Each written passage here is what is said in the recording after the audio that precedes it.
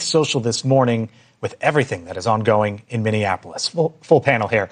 With me now, Julia Manchester, White House reporter for The Hill. Erin Maguire is a Republican strategist, and her sparring partner, Democratic strategist Kurt Bardella, News Nation contributor. Hello to you both. Hello. Thanks for being here. We'll get to you in a second. Julia, that's quite the threat there from the commander-in-chief, but he feels maybe it's gotten to this point. Well, and it's not the first time President Trump has floated using the Insurrection Act. In fact, last October, he floated this while talking to reporters, talking about, the possibility of courts striking down his ability to send the National Guard to cities to bring down crime rates. The difference between sending the National Guard to cities and the Insurrection Act is that I'd say, obviously, the Insurrection Act ramps things up even more. You can send out active military troops, for example. But overall, just taking a step back, I think this shows really the growing conflict we're seeing between the federal government and state governments, particularly and obviously Democratic or blue state governments, and how they're dealing with this issue. Minnesota is ground zero for it.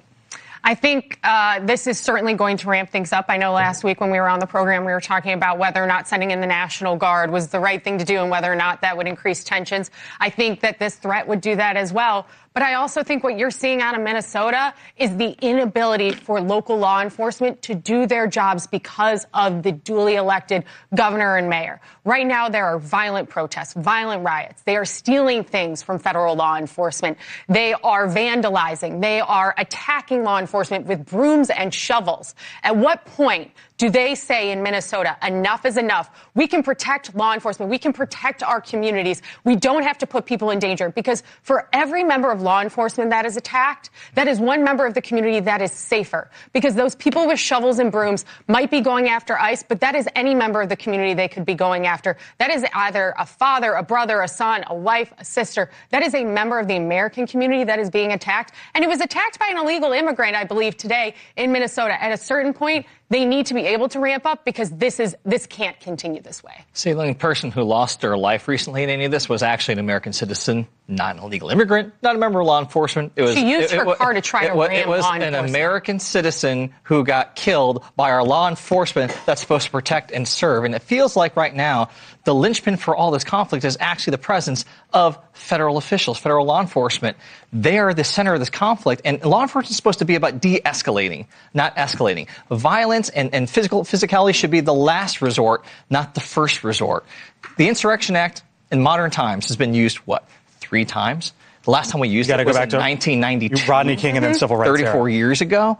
Like, this is not something that should just be flippantly thrown out there as some threat gesture designed to justify using excessive force whenever you want and trampling all over American citizens. I think that's completely unfair to say excessive force. Don't interrupt me, Aaron. So I will. I started the show with the former ICE director at the end of the first Trump administration. Here he was. Does ICE need to change tactics at all? I don't think so, because what have they been doing? They are arresting criminal illegal aliens, and they are supposed to do that. This idea that they're using the wrong tactics or anything else, they shouldn't have to be facing people obstructing them and doing their jobs. And Julia, the administration is going forward, and next could be Maine. They're going forward. They're leaning in. Maine, absolutely next. Look, like I said, I think this is the administration looking. I mean, Maine's obviously a different example, but for a state like Minnesota, this is the administration going toe-to-toe with Democratic state leadership, and they're using this issue of law enforcement, local versus federal, to do that. You want Susan Collins to lose her Senate seat? Bring this show to Maine. I think Susan Collins remains an anomaly. I wouldn't put her in any category that ties her to Trump, and you and I both know that when the president just called her and reamed her out on the phone. Democrats will tie her to Trump. I think she can run her own race. Something tells me they'll be tying to Trump when that happens. Yeah, it doesn't work that way. How's that Nazi going in Maine? Speaking of Democrats, is there a warning sign heading into the elections and on to 2028? David Plouffe, you might know the name, former top advisor to Kamala Harris, Barack Obama, writing in an op-ed that, quote, Democrats will lose in 2028 unless they change course now. He argues that the recent wins are a referendum on the party in power and not necessarily a true sign of momentum for your team, Kurt. He says you need to focus on costs, expanding Medicare, being able to explain what you want to talk about on the economy in 10 seconds on TikTok, get to jobs. And as I've been telling everyone on this show for about a month now, You better plan for AI. He says it's going to be bigger than you think in 2026 and maybe the top issue in 2028. Step back for everything that he says there. The headline is Democrats will lose unless they change course now. Is he wrong? Yes and no. I generally believe both parties are guilty of this. They learn the wrong lessons from perceived success politically. They think that, oh, we did better than people thought we would, so what we're doing is working. And I agree, oftentimes it is a referendum on the people and the party in power. So on that part, I think he's right. The other part, well, we should talk about the economy. And it's like, okay, thank you, Captain Obvious. Like, that's brilliant and insightful. Who would have thunk that? I wish someone would go out there and say, we should all talk about jobs and the economy.